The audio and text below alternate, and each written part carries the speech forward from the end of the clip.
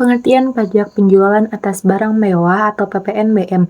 Berdasarkan undang-undang yang berlaku di Indonesia, pajak penjualan atas barang mewah atau PPNBM merupakan pajak yang dikenakan pada barang yang tergolong mewah yang dilakukan oleh produsen atau pengusaha untuk menghasilkan atau mengimpor barang tersebut dalam kegiatan usaha atau pekerjaannya.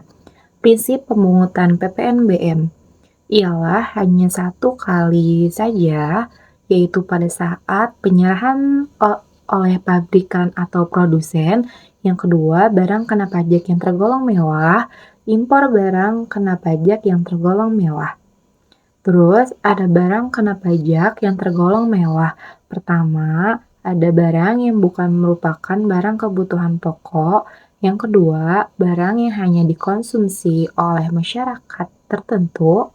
Yang ketiga, barang yang hanya dikonsumsi oleh masyarakat berpenghasilan tinggi. Terus yang keempat, yaitu barang yang dikonsumsi hanya untuk menunjukkan status atau kelas sosial. Terus ada subjek PPN. Yang pertama ada importir, terus yang kedua ada produsen atau distributor, yang ketiga ada pengecer, terus yang keempat ada penyediaan jasa. Tarif PPNBM bervariasi tergantung pada jenis barang dan nilai jualnya. Tarif ini dapat berubah sesuai dengan kebijakan pemerintah. Selanjutnya ada pajak pertambahan nilai atau PPN. Pajak pertambahan nilai adalah pajak yang dikenakan atas pertambahan nilai barang kena pajak dan jasa kena pajak yang timbul pada saat terjadi penyerahan di daerah pabean Indonesia. Terus adapun karakteristik dari PPN yaitu A. Pajak tak langsung. Pajak tak langsung adalah pajak yang pemungutannya tidak didaftar berdasarkan nomor KOHIR, tetapi jika ada peristiwa atau perbuatan tertentu, pembayar pajak dapat melimpahkan beban pajaknya kepada orang lain. Yang kedua, ada pajak objektif, adalah pajak yang dasar pengenaannya ditentukan oleh pajak yang menyebabkan timbulnya kewajiban membayar pajak. Terus yang ketiga, dikenakan pada setiap rantai distribusi. Yang keempat, menggunakan mekanisme pengkreditan. Yang kelima, menggunakan pajak atas konsumsi dalam negeri.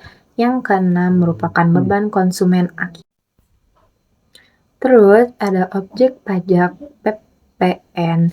Yang pertama ada barang konsumsi seperti makanan, minuman, kendaraan bermotor.